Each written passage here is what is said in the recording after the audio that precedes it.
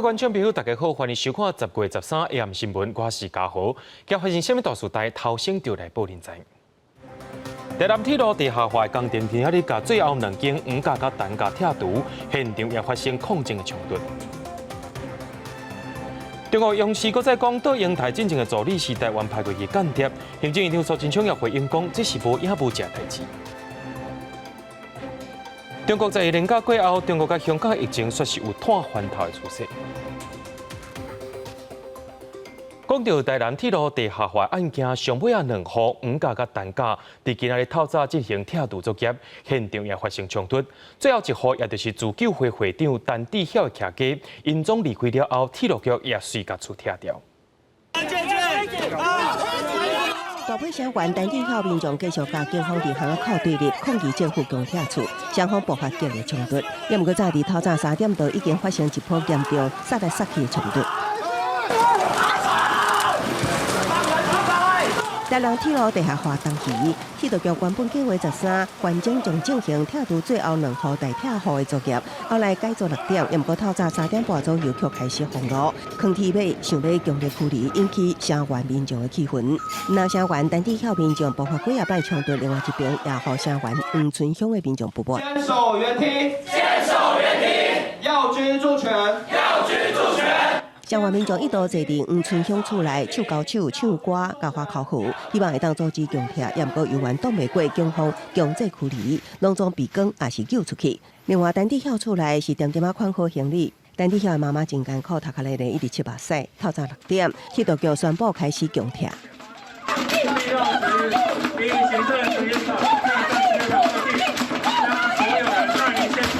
怪手伫厝外开始初步动工，将挂有民主堡垒的抗争布条旗仔拢总拆落来。担架路上将行李搬出去。铁路局表示，已经代表性的拆围墙。另外，黄村乡的厝也伫早起9点多带走最后一名房客。工人已经执行部分壁的拆除，有计2-3天全面拆完。但市长黄伟德表示，希望互相会当体谅，好代志和平结束。没有办法100%圆满，但是也希望说能够求得大家都能够做最大的体谅。经过前一暗的激烈抗争，陈志晓一家甲城县的民众无奈伫老厝看到外口的拆迁，只会当接受这款的结局。他们要把这个房子捐出来，捐给我们的政府让我们盼请我们的政府能够好好的跟陈爸爸、陈妈妈、陈家所有的成员一样，继续的好好的照顾。陈妈妈下昼行出徛61年的老厝，正拄啊行出门口，目屎却忍不住的搁流落来。其实营也强调，希望担架通过到这为止。谢谢大家。陈妈妈加油！记者综合报道。讲到莫拉克风灾过后，屏东县有起一片永久屋，大约是1300多栋的厝，予部落居民使用。不过经过11冬啊，部落人口增加，却开始出现违建的情形。县政府本地伫这个月15、16这2天要甲违建的2户拆掉。不过今仔早起，居民甲民意代表去到县政府订正的时阵，70多岁长老率点火烧家己，用这款的方式表达抗议，恐惊有生命危险。要100个部落的居民去屏东县府订正，不过在众人无注意的情形之下，罗凯族73岁姓罗的长老向点火烧家己，激烈的抗争行动，现场的人是惊一跳。部落的居民赶紧将伊扭去边仔的水库内底，也拿现场戒备的警察，嘛用灭火器把火拍互花，而且将长老送去病院急救。完全真没有想到这种会这样。部落长老激烈的行动，是为着永久屋几啊年来产权甲违章建筑的问题。屏东县有1300多栋的永久屋，伫莫拉克洪灾了后，互部落的居民住伫遐。不过时间经过11年，部落的人口增加，居民为着生活空间或者是产业发展，甲永久屋增建，去真正的咧立里好地部落，有8成拢是违章建筑。对孩子们的一些生活费啦，还有家境的一些生活费，都是从这个地方来。县府锁定2户大型的违章建筑，不过今年6月份，当事人答应要家己拆，虽然一直无动作。县府展现公权力，会伫15、16这2天强制拆除。也若出现激烈的意外，县府是表达遗憾，嘛强调讲，违章建筑就是无合法，会谨慎评估拆除的时间。咱那基面是希望政府会当设立特区来处理。人口增加、部落长大的时候，他们可以自己选择把房子拆掉，然后在这个土地是属于自己的私有土地的过程中，我们就可以跟政府去贷那个国民住宅，就变成是一般的社区的那个概念。这个部分它不是只有屏东县，这是全国的一个通案。那通案的部分，我们还是很期盼中央政府可以站出来。屏东县原住民处表示，永年是以1户内底的人口来分配永久屋。县府了后会修订住地条例，让永久屋基地剩的土地，让人口增加的人来申请，而且用自费的方式来起，嘛会研究变更永久屋基地开发计划，希望会当解决住户大的空间无够的问题。记者综合报道。最近一直咧滚假的台湾间谍案风波，中国的官方媒体央视杂志伫节目顶头表示，有一位捌做过民进党前主席杜英台助理，或者是郑武钦的人，伫咧中国做间谍，甚至伫切克破学中国。郑武钦伫去年4月入境中国时阵也互抓起来啊。不过杜英台也强调讲，伫伊助理在内并无这个人。行政院长也苏贞昌也批评讲，中国都用加添罪名的方式甲人定罪，而且台湾真久以前就无派间谍的行为啊。中国证券讲，破获数百件台湾间谍情报机关窃密案件，中国官媒央视继续拍台谍案。12日的黄金时段节目指控台湾人郑武钦捌担任前民进党主席杜英台助理，疑似被国安局、军情局吸收伫中国从事间谍行为，收276万的情报经费，伊伫2019年4月入境中国时被抓。其实我是可以理解中国大陆政府的心情，因为没有一个国家能够容许有人在主张分裂国土。我是明白的，对。那我知道是说我做这个事情对中国大陆是有伤害的。郑武钦家己台谍案目前被控间谍罪，中国强调已经正伫反移心理阶段，也毋过杜英台已经伫面找互认两人关系，强调无熟悉郑武钦，也无互伊做过助理。行政院长苏贞昌反批中国一直用无影无迹的方式进行恐吓，毋是大国行为，也表示台湾已经无做指派间谍去中国行为。台湾已经不做这样的事情，而且我们也不必做这样的事情。郑武钦讲家己是捷克查理大学教授，因为熟悉台北驻捷克经济文化代表处代表李文平，伫伊的指挥替台湾情报部门工作，外交部强烈反驳，自头到尾都无李文平这个人。我们并没有李云鹏这个人做我们的驻捷克的代表，对，所以这也是他当中一个错误。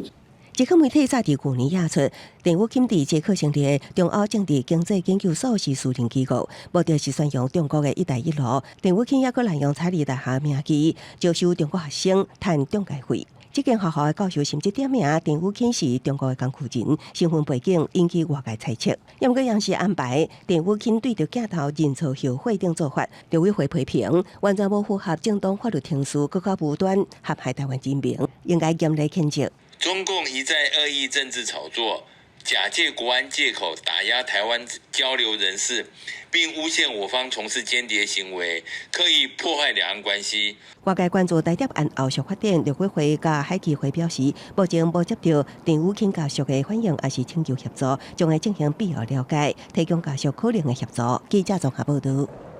继续来关心咱台湾的国家安全。根据着外国媒体 Reuters 的报道，讲美国要卖军事武器给台湾，其中也包括空中对地飞弹等3项，已经得到国务院的批准，会送交国会审议。外交部长高桥社表示，也未收到正式通知。另外，总统蔡英文在今仔日去到新竹的陆战队特站，表达对国防的防守能力是真有信心的。9月传出美国会卖予台湾7项先进武器，路透社13独家报道，根据消息人士指出，其中3项最近已经得到国务院批准，包含龙马公司生产的高机动性多管火箭系统，波音公司生产的空对地飞弹，甲用伫 F-16战机的外部团干配备，并将一家军事案送到国会审议。那我们现在还没有接到正式的通知，中国的军事威胁是越来越严重。那但是美国政府也依照对台6项保证和台湾关系法持续提供我们防卫性的武器。那有关于这方面，我们对美国政府表达感谢之意。虽然这项消息也未得到证实，不过《纽约时报》指出，这军售内底上敏感的就是远距离攻略型空对地飞弹。因为超过台湾关系法内底防卫性武器限制，和台湾得到攻击中国本土能力。川普政府也做出典型对北京的强硬态度。而中国外交部是搁再回应，美国对台军售严重违反一个中国原则甲中美联合三公布，呼吁美方马上停止，若无中国会做出正当必要回应。就伫台海局势上升，中国军演的时阵，总统蔡英文13号新调2620公尺的乐山雷达站视察空军征收预警中心，感谢国军伫这座高山顶面做空防的目睭，守护国家安全，伊有信心国军会使对抗空中威胁。尤其是长程飞弹的预警，更是国防任务的重中之重。国家的空防就要继续交给各位了。乐山雷达站部署美国铺路了稳定预警雷达，是国军重要的侦收系统之一。最近中国有真侪军事行动，乐山雷达站的工作就是精准将压导弹甲卫星这各项空中信息进行精准预判。另外，蔡总统也特别外送麻辣锅为国军兄弟来加菜，犒赏在高山上辛苦敌群的国军官兵。记者综合报道。由立法院调野立委组成的亚东国会机关友好协会，伫今仔日提出要邀请日本前首相安倍晋三来台访问，而且也伫立法院演说。也因为明年就是日本311大地震满10年的日子，希望借着这款的机会深化台日关系。由立法院调野立委组的亚东国会机关友好协会13宣布，会邀请卸任无偌久的前日本首相安倍晋三来台湾访问，而且伫立法院演说。因为2021年是日本311大地震10周年，协会希望当争取安倍晋三明年3月份来台湾，深化台日友好的关系。各位都知道哈，2011年。东日本大地震其实是台日友好一个很重要转换的一个关键。大家也知道，安倍首相的现在的身体状况可能没有像之前那么好，但是我相信经过一段时间的休养呢，明年是一个来到台湾演讲的一个好时机。其实安倍晋三甲台湾是真有缘，马洪合作对台湾上届友善的日本首相，而且嘛甲前总统李登辉看作伊的政治导师。2010年迄当阵重返政坛，而且连任众议员的安倍晋三。都捌带领国会参访团来台湾，拜访迄当阵的总统马英九、甲前总统李登辉，也有迄当阵的民进党主席蔡英文。2018年台湾花莲地震，安倍晋三嘛亲身写毛笔字替台湾加油。私たち日本人は古くからの友人である台湾の皆さんと共にあります。外交部表示，安倍晋三捌几下届讲到台日共享基本价值，台日互相是重要的同伴，也有珍贵的朋友，而且欢迎台湾加入 CPTPP， 嘛支持台湾参与 WHO 等等的国际组织。外交部呢，我们会持续的来努力的积极强化跟日本的这个政要前首相，还有跟日本的全方位的一个友好合作伙伴关系。日本顶一日正式甲钓鱼台历史的住址改名做石湾市町野升占阁。11的时阵，2只中国的海警船走入去钓鱼台附近的海域，一直到13拢无离开，创下日本甲钓鱼台国有化了后上长的纪录，这嘛引起两国的冲突。针对这点，外交部强调讲，台湾有钓鱼台主权的事实是无容允质疑的，嘛呼吁各国要以和平理性的方式来处理。记者综合报道。今仔日，咱国内增加一站对境外入来武汉肺炎确诊病例，是一位伫中国江苏省籍透露的台湾民众。目前台湾已经有530例啊。另外，摕到德国 BNT 武汉肺炎疫苗代理权的台湾东洋，因为因有0.7%的中国资金所受人质疑。疫情指挥中心也表示讲，因的角色就亲像着代理商，未甲因认定做中国疫苗。国内阁增加一个新冠肺炎境外移入病例，是本国籍40多岁男性，530例今年2月到中国江苏工作10月初，出现了鼻水、甲有痰等症状，只有家己食药啊，无伫当地就医。10月11返来台湾休假，入境时主动通报症状进行采检才确诊，这也是隔8个月了后再度出现中国移入病例。他只有说有另外2名的同事有感冒症状，那也没有去。也没有，他们也是只有自行服药，没有就医。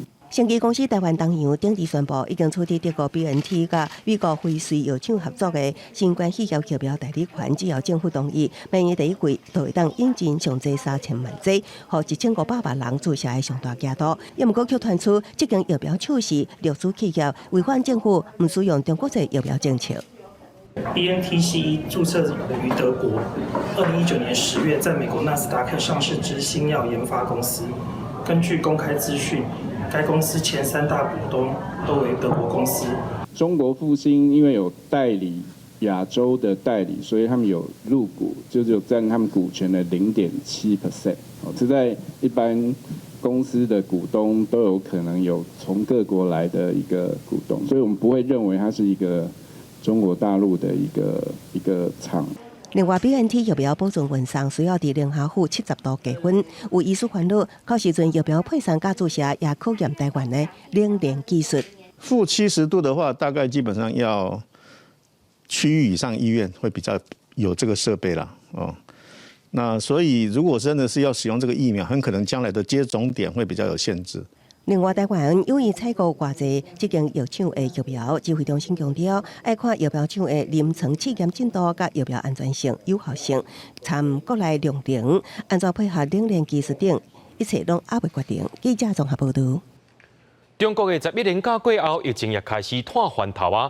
中国通报今仔日增加13个病例，本土病例有6个，全部拢伫山东的青岛市。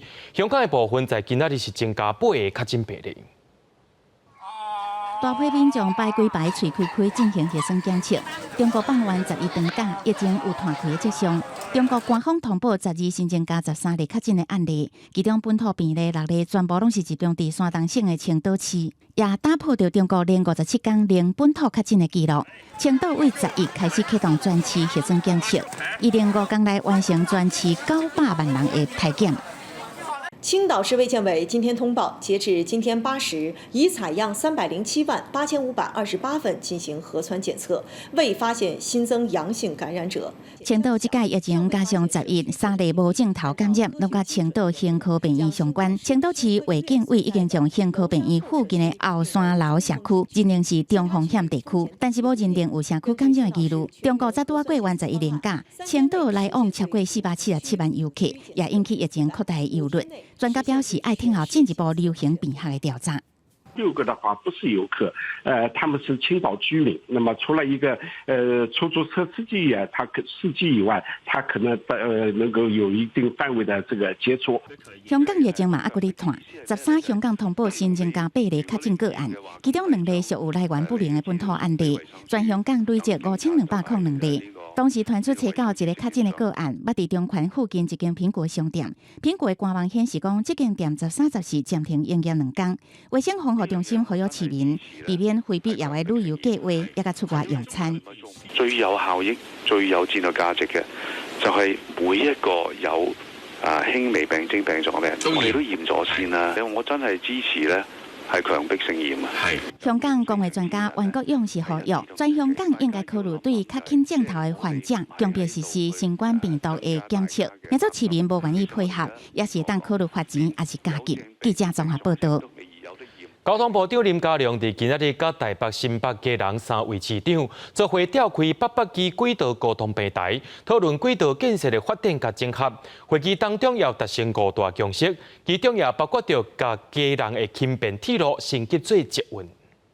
各位媒体朋友，大家好。交通部主導的台北、新北、基隆軌道交通平台頭一擺坐來3方首長坐落協商，得到溪政府的基隆輕軌變成10指線這問題達成5項共識。其中基隆輕軌確定計劃升級為中運量捷運。基隆捷運系統我們會升級為這個從我們輕軌系統升級為中運量捷運系統。基隆捷運現在變成是1接3。1條捷運接3條台北的這個捷運系統，也就是基隆捷運會接到文湖線，會接到板南線，會接到新北的這個汐東線，好，所以這個效益整體的效益就出來了。為了促進民眾轉盤代替高鐵這交通的方便，交通部表示，基隆捷運台北這邊對南港展覽館延伸到南港站，應採地下化發展。而台北市長郭文鐵對此也表示贊成，更加答應若是地下化，一定會到3港出錢。那個說走地下要多一些費用的話，多出來的部分啊，不要全部都算哦，多出來部分哦，我們台北市願意跟交通部大家就算个折数，你知道哈？交通部讲，由新北十指大同路顶面原本交通网络真复杂，所以这路段也整下民生十指线，加贵人捷运、新下并存两个铁基路真大的所在。对这摆整下计划，新北市长侯友宜是讲乐观其成。基隆好，我们新北一定好，所以新北市把这个路廊站出来。但是相对的，新北因为跟基隆捷运来做借接，北基是跨县市啊，好更复杂，好，所以我们就成立这个平台。我想这个模式啊，如果未来涉及到跨县市的区域，好，我们可以参考来办理。另外，高铁延伸到宜兰路线方案，即阵是采取无经过翡翠水库集水区方案规划，也以这个方案继续甲北宜第三铁路比较了后，提步要宽屏审议。记者综合报道。对着阮的镜头来看在地上大条，受到东北风甲风台外围环流影响，伫湘北、嘉南甲宜兰发布大雨特报。宜兰对12暗时开始就一直落白沙，地区一寡车路开始崩塌，甚至是水崩山。不过，这阵雨水也互翡翠水库的欠水率登来到5成。宜兰地区雨是规桶倒，为12半暝一直到13个24。雨是落无休困，嘛小连续传出灾情。宜兰台7顶线的车路几个所在崩去，影响到交通。相关的单位甲石头甲土沙清掉了后，中道已经解除车路的管制，恢复双向通车。根据气象局的预报，因为东北风变强，加上南卡风台外围环流水气的影响。13早起已经针对台北、新北市、嘉南也有宜兰发布部分地区大雨甲豪雨特报。到下晡5点为止，全国降雨量上济5个所在，宜兰县就占3个。宜兰市的雨是上大，累积的雨量已经达到155.5米里。第二济是燕山乡有154.5米里，也那双连比嘛有127.5米里。落雨的量是真惊人。像是在宜花、还有基隆北海岸跟新北山区这些地方，造成比较持续性的一些降雨，并且不排除可能有大雨或是豪雨的发生。这届落雨，敢若有北部地区的水库较有食到水，翡翠水库集水区水增加800万吨，水库的水位达到150米，水库的脱水率嘛有到5成以上，达到51.6%。这届敢若部分地区较有雨，那石门水库都无遐尔乐观，水敢若剩4成，也那明德水库更较嗨，敢若剩2成。另外，中部地区的水缸坝、雾社水库水嘛，敢若剩4成至5成。因那南部地区白河水库、甲詹文水库水位嘛拢淡水类，敢若剩3成。因那经济部长王美花呼吁民众爱省水。还没有到东南部桃园以南都还是少，所以我们还是呼吁大家要省水啦。因为这届落雨，敢若落伫翡翠水库，经济部14会召开旱灾应变小组第2届工作会议。桃园、新竹、苗栗、台中4个县市为14开始，水井的灯号调整做黄灯，实施夜间减压供水。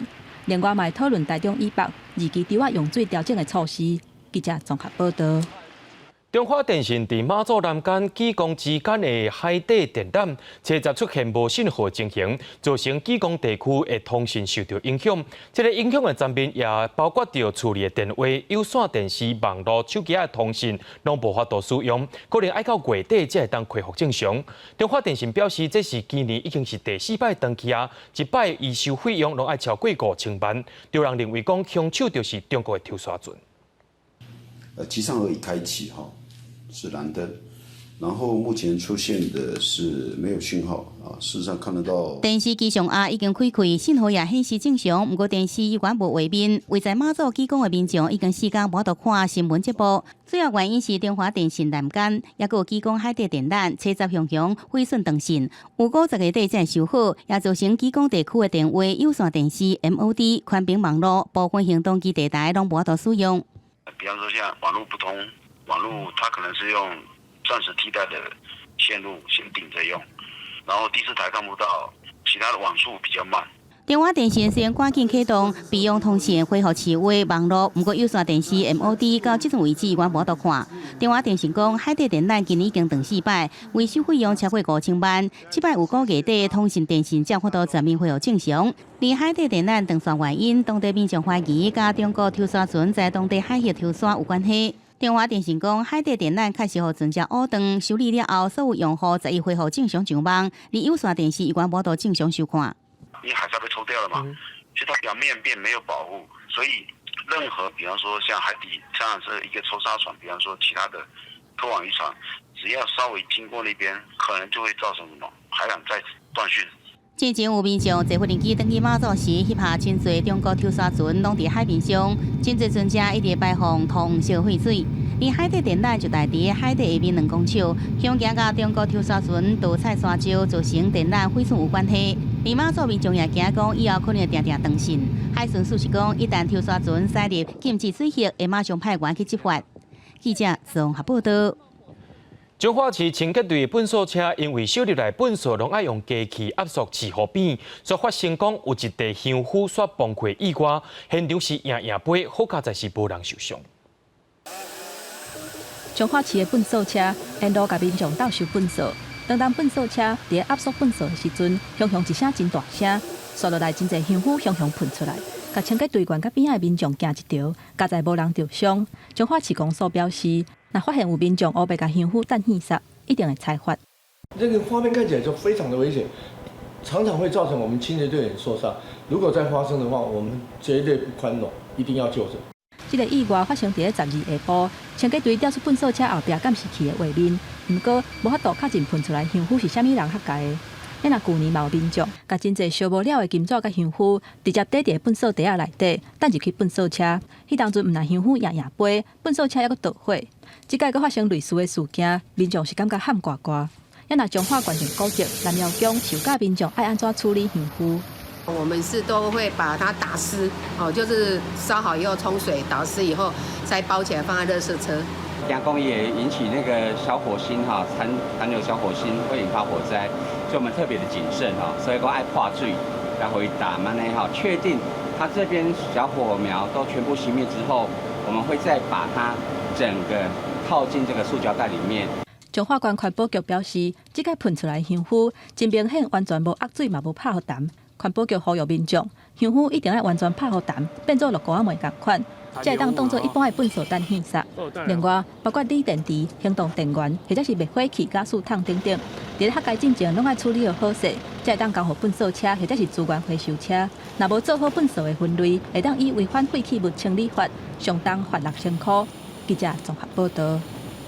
国际上要紧，听歌说分明，对外强调讲已经打败病毒的美国总统川，12开始走竞选行程啊。伊的头一站就去到局势未分明、双方要拼决战的佛州。另外，伊的对手拜登是去到另外一个正重要的州——俄亥俄州，希望会当拼这区的选情。川普12举行开战以来头一摆竞选造势活动，在桑德福机场对支持者大献喙罨，而实际支持者坐斗阵，大多数拢无挂喙罨。而川普是搁再讲出其他专家拢无法度挂保证的讲法，伊讲家己已经免疫。伊在造势活动中更加猛烈来批评对手拜登，讲伊是史上上害的总统候选人。Now they say I'm immune. I feel so powerful. I'll walk into that audience.I'll walk in there, I'll kiss everyone in that audience. When you're the president, you can't lock yourself in a basement. 为展现家己互活，川普这几天会连续造访佛州、宾州、甲爱荷华州这选情无稳定的州。伊12对离开白宫到行下专车上飞机，镜头进前拢无挂喙罨。白宫医师康利12的备忘录指出，川普迄天2摆采检阴性，综合其他临床数字，认定已经无传染力。不过，川普密切接触的10月为无聊确诊，白宫真多疫情热区。加上全美已经有780万人患着，超过21万人因此死亡，有800万人失业。总统家己忽视病毒严重性，轻视喙罨甲社交距离原则，做出防疫错误示范，拢对选情造成冲击。路透社12公布的民调显示，川普4年前提下的威斯康辛州也个宾州，对手拜登的领先幅度已经有大。拜登12在俄亥俄州造势，拍出科学甲团结和谐价值。拜登批评川普阵营对防疫专家佛西的言论，结果倒菜刀来操作，也牵涉别人地上的极右思想。I know this nation is strong enough to both honestly face systemic racism and strong enough to provide safe streets for our families and small businesses that too often bear the brunt of looting and burning, which is never justified. We have no need, though, for armed militia roaming the streets. We should have no tolerance for extremist white supremacist groups. 4年前，川普在俄亥俄州以8趴的差距胜出，摕到18张关键选举人票。今年选举原本也被看作是无问题，不过最近民调显示有相当的情形。拜登12到托雷多甲辛辛那提南北两大城市积极争取，副总统潘斯也伫当地活动。过去从来毋捌有过共和党人输掉俄亥俄州，也硬入驻北京，可见伊的重要性。记者综合报道。讲到一间美国的企业号做交生 Johnson & Johnson， 顶过日宣布讲要进入大规模的人体试验，来参加试验的有6万人。不过其中煞有一个伫12号的时阵发现讲身体无爽快，因为这个企业也宣布讲要随来暂停。根据交生公司原定计划，顶个月展开的最后阶段，预定6万个志愿者参加的人体实验，今年年底还是明年初都会有结果出来。不过，其中一个志愿者意外出现不明的镜头，致使实验暂时停止。对这个状况，交生公司以维护志愿者的隐私权为理由，并无公布这个民众的身份甲镜头。敢若讲过去伫这种大规模的药物人体实验中出现意外不明镜头，真接快。这是9月份英国阿斯利康药厂传出疫苗人体实验，伫最后阶段暂停了后，后尾再一次发生类似的状况。目前阿斯利康疫苗伫英国、南非、印度甲巴西这国家已经重新展开实验，伫美国的部分还阁犹太卫生主管机关评估。另外，同款伫美国，一个内华达州的25岁查甫人，4月中下旬头一遍确诊新冠病毒，治疗好势出院了后，5月底佫出现同款的镜头，6月初第2次确诊，当时病况比前一届佫较严重。好在在这种第2次感染的镜头也是少数，患者也伫病院治疗的时阵渐渐复原。英国广播公司 BBC 的报道指出，这个查甫人毋是头一遍感染到这个病毒复发，是第2次为外部感染。当时经过基因检测，这个查甫人2次感染到的是无同的病毒。也使得医疗人员怀疑讲，到底感染了后康复的患者会当有偌少的免疫能力。对这样代志，内华达州当地医师指出，准讲治疗好具备抗体甲免疫能力，伫无共的病毒威胁下，也无法保证袂2次感染破病。所以民众也是必须要遵守相关的防疫规范，包括着挂喙罨、过来洗手、保持社交距离之类。记者综合报道。南韩的艺人团体防弹少年团 BTS 进前美国的非营利组织韩国协会有颁奖予因，表扬因对美韩关系有贡献。不过队长伫咧发表感言的时阵，讲到韩战的议题，所以引起中国媒体不满，又果是伤害中国人民的感情。中国就安尼就甲网络顶头因全部广告拢甲因踢掉。We will always remember the history of pain that our two nations shared together, and the sacrifices of countless men. After 70 years, the world we were living in is much closer than before, and boundaries in many aspects are getting more blurred. 南韩偶像天团防弹少年团 BTS 在个测试伫总部设伫纽约的非营利组织韩国协会范弗利特奖线上颁奖仪式，对韩战70周年发表以上一段谈话。1950到1953年中间，有超过20万的南韩士兵，有800万民众，甲大约37000名美军死亡。中国当时甲北韩徛伫同一阵线，有18万解放军死伫朝鲜半岛。BTS 伫一个以促进美韩交流为宗旨的活动，讲到韩战死难人员的话题，在伊遭到民族主义色彩真高的中国官方媒体《环球时报》发文批判，讲 BTS 这种单方面观点是否定历史，伤害中国人民感情，并且讲这发言内容是设计来吸引美国民众的。网络上有一寡民众发言更加激烈，爱 BTS 卖趁人民票啊！国家面前无偶像，甲防弹少年团侮辱中国的热度真悬。不过也有人表示无同意见。讲无同的国家有无同的意见是肯定的代志。而中国外交部发言人12在例行记者会被问到 BTS 的谈话，讲到中国国家尊严的看法，真罕的无正面回答。我也注意到了有关的报道，也注意到中国网民对此事的反应。我想说的是，以史为鉴，面向未来，珍爱和平，促进友好，应该是我们共同的追求，值得我们共同努力。不过，甲过去相关的风波同款，3次运动品牌 FILA 也个现代汽车以 BTS 为代言人的广告，向全部对中国网站也是社群媒体平台消息。而背后主使是啥物人，外界也无清楚。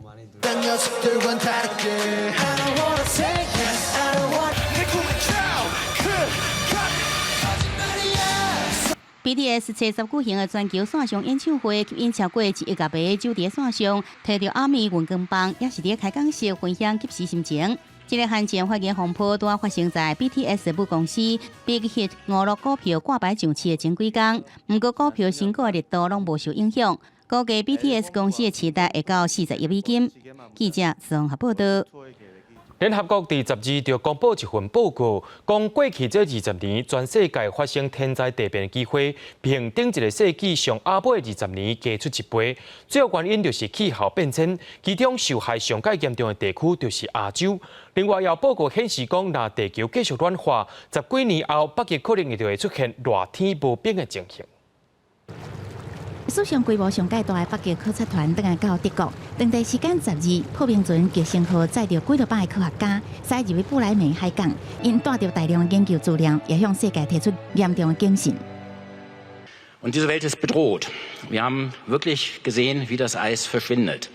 這個跨國考察團去年9月坐極星號為南威出發，駛向充滿海冰的北極海進行1年外研究，因佇北極親目見證氣候暖化造成的後果。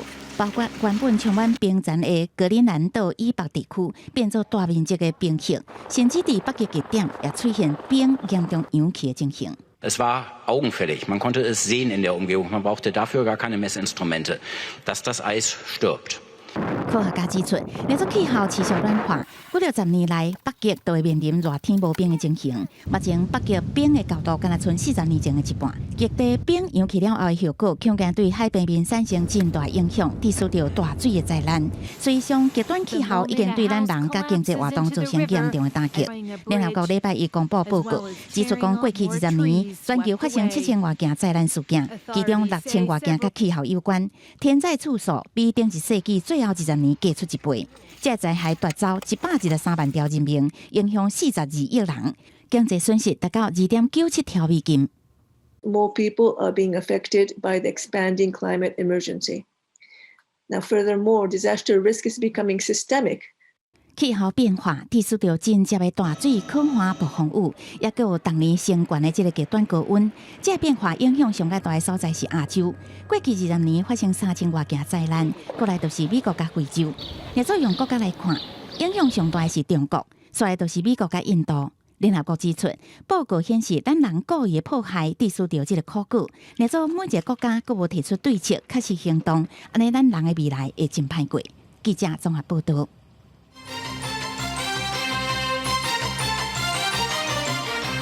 為着要抗擊有3百種的美國鴉片進口，今日的國民黨團繼續在立法院阻街，無愛讓行政院長蘇貞昌上台備詢。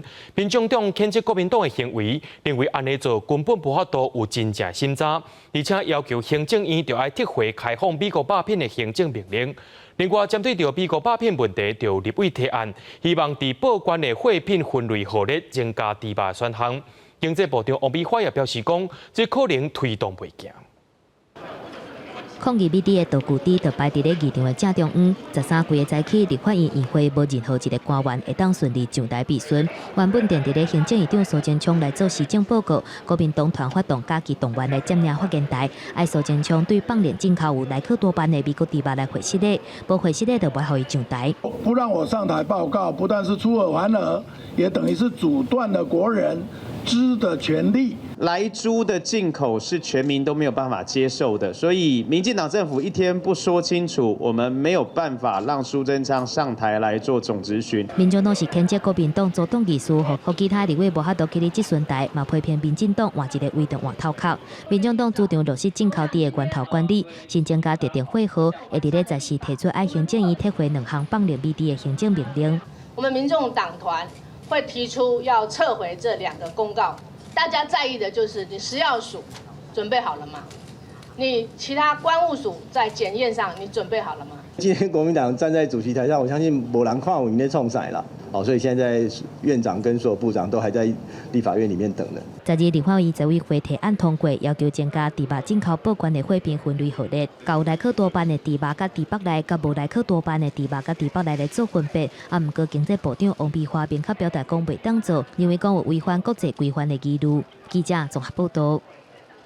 伫咧台北出现一种专门占外送订单、伫咧做生意的共享厨房，所有一间设伫咧社区大楼的地下室，内面有30几个灶卡、130外个炉啊。居民也烦恼讲，若阵发生危险，啥人要负责咧？调机关表示讲，这是伫咧软法律的空棚，业者目前也先暂停施工啊。的记者，那等一下的话，他们可以在门口就是采访，进去的话就不太方便。强调内部状况真危险，业者甲大门挡掉咧，袂互媒体翕，后门嘛共款锁起来，互机关甲各局处备当入去。这是伫咧台北市大安区的共享外送厨房，甲大楼租696平方公尺的地下室，毋过煞设置30外个厨房，130个炉，互住伫楼顶的135户居民烦恼讲，楼骹就若像是一个密布单。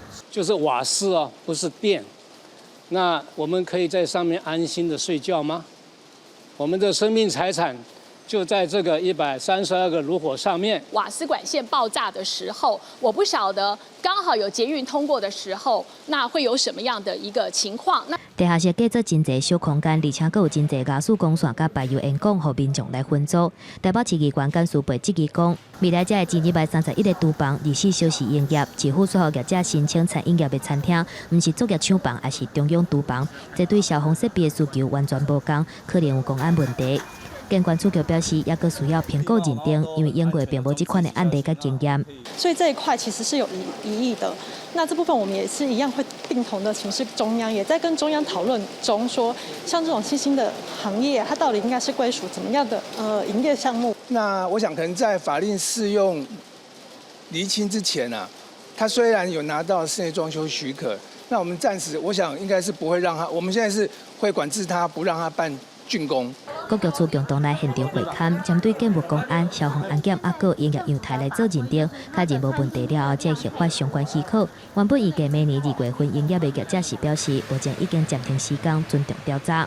因为共享厨房算是新兴形态行业，相关法规甲规范明显无够，机关认为讲这款的个案会愈来愈多，中央甲地方应该做伙把关，才会当避免未来有更较侪微博单藏伫咧社区内底。记者综合报道。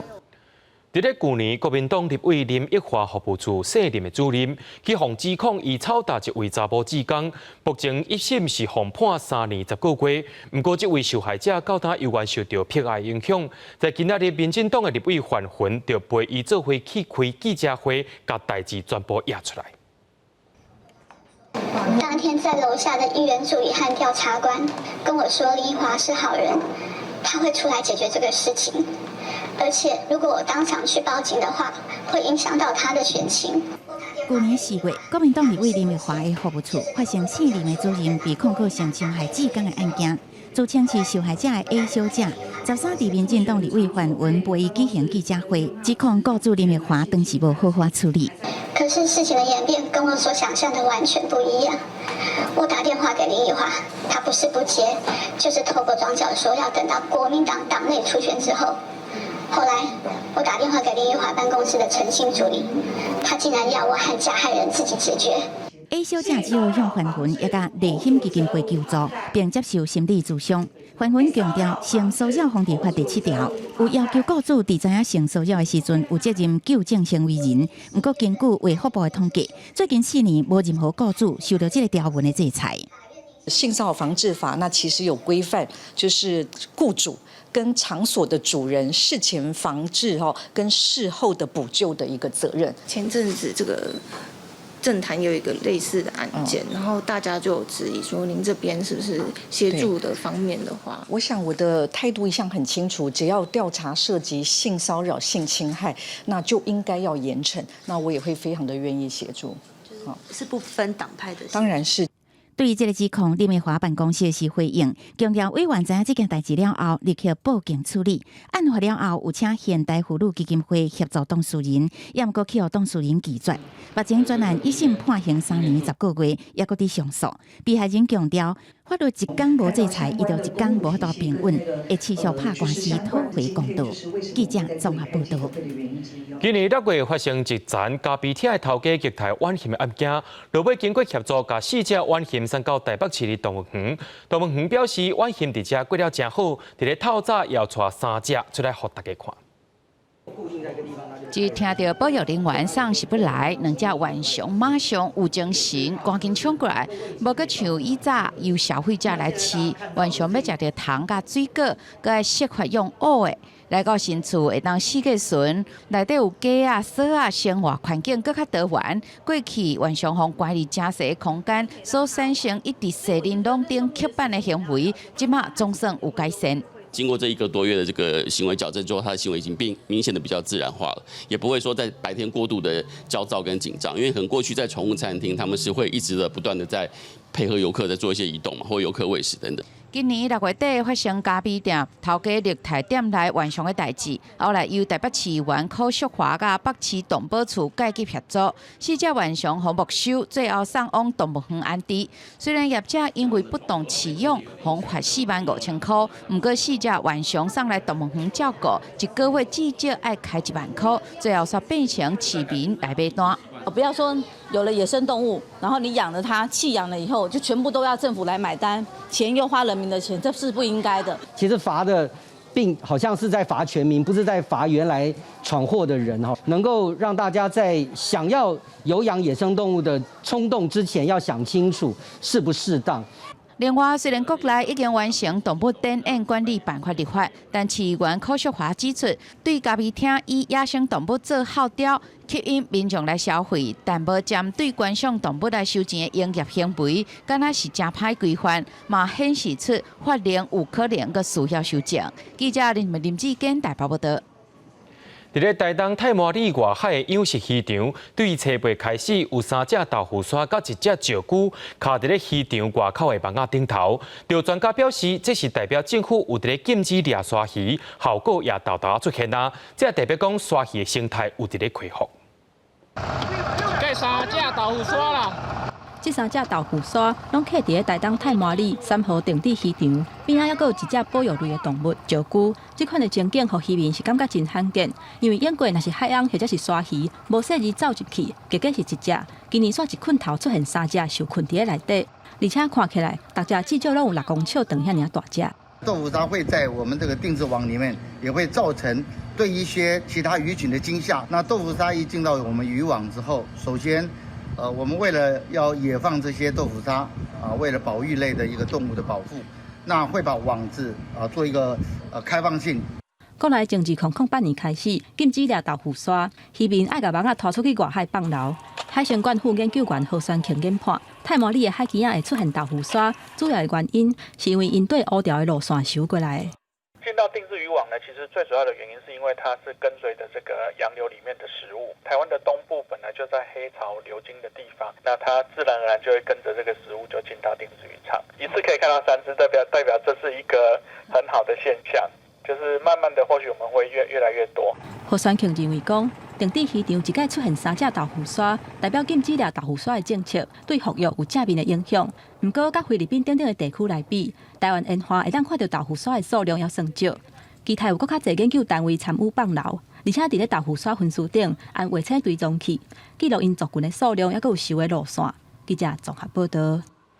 伫咧嘉义的义德因种饲料环卫面积有超过2000公顷，不过今年雨水有较少，造成9月点落去的环卫拢出现大量的情形。若搁再无落雨，灾害会愈来愈严重。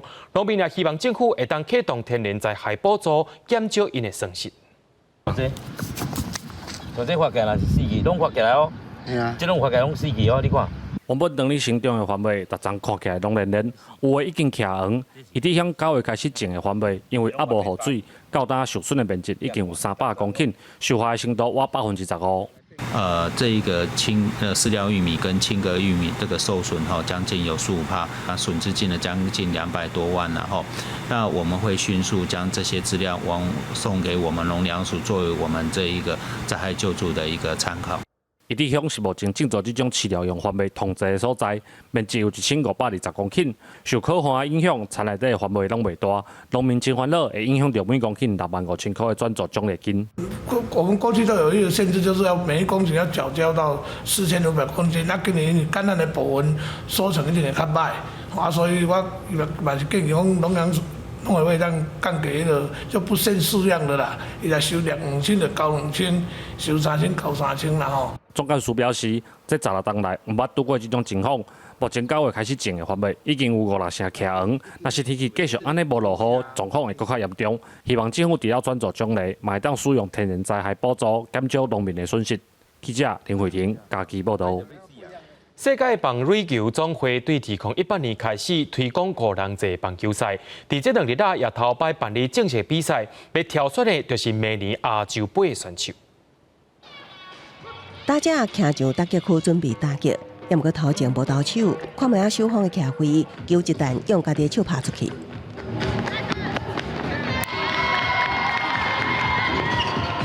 每当拍小球，球伫界内合法区下落第一摆，才算有效打击。若讲几力伤大，拍到场外也是围墙，算直接出局。第5人制棒球无防不让。手会痛，对，而且你控制力没有那么，就是力道没有那么强，对，然后他也不能直接打全垒打，所以变成说你只能挑对的位置打，所以比较难。国体大5人制棒球队的8位男女队员本来就是棒球队成员，因讲5人制上困难的所在，就伫场地无大，比赛速度伤紧，考验手臂甲部位。球来的方向会不太一样，对，因为平常习惯用手套去接球，就有时候不会看得那么仔细。来自俄罗斯的布琳娜目前读开南大学4年，伊是拍排球的，原本对棒球拢唔捌。最近几个月拍拼练，甲查甫同学同齐上场比赛，伊讲感觉真赞。一开始会有这种想法，就是他会不会打我这边，因为我比较不会接球，对，会有这种想法，但是实际上，对啊，看情况。他们一开始什么都不会，然后讲了，他们就会了。棒协指出，5人制棒球较无受场地限制，上济半点钟就会当结束。世界棒垒球总会最近积极推广，明年办理头一摆亚洲杯甲世界杯。2022年青奥已经达至正式项目，因为国内也无选手会当组队，这摆才会经过体育署同意，指派6间高中、6间大学集训，佮透过比赛选出国家队。记者综合报道。伫咧古早行出外人地头青疏，天真下白时阵，牙刀喙看，伫路边会放一锅茶水，顶头写着红茶。今了有企业甲公家机关合作开发一个号做红茶 App， 不过伊毋是要请人啉茶哦，是要利用 App 找倒位通好茶水，毋但环保也减少粪扫。早啉水管仔出门，想要倒滚水，手机 App 一试，就会当查到你家己上近的红茶站伫倒位。过去嘛捌有相共 App， 不过这支红茶 App 除了公家机关的红茶站，嘛邀请企业点头加入，透过互动佚佗的方式，不管是饮水机、啉水台，也是大地沟的资讯，拢通掌握，找水啉变加解趣味。民众透过这 App 去找水的，或者阮迄点数，点数会当去阮迄店家遐兑换伊的商品，像宝可梦安尼去用佚佗的方式哦，佫有当去熟悉着这店家的伊的故事，这是足特别的红茶的文化。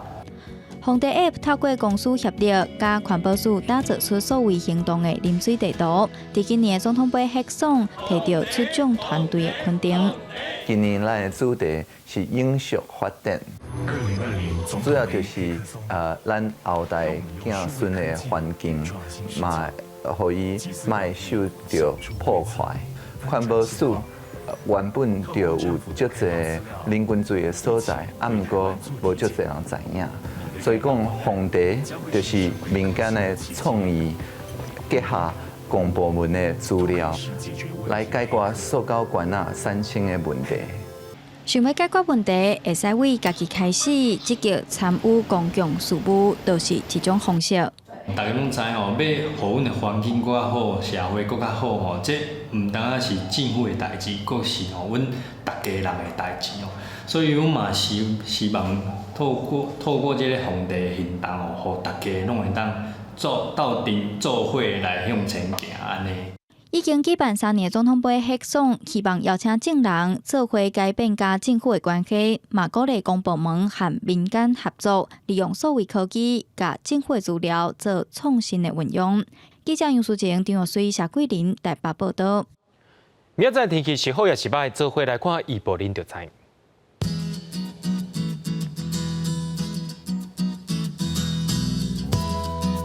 北部地区对23度到31度。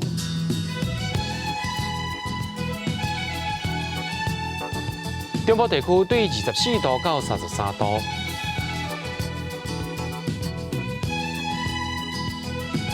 南部地区对25度到32度。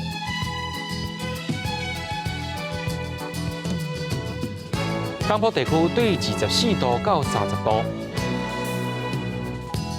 再来看外岛地区，对22度到29度。一个未来3天的气象。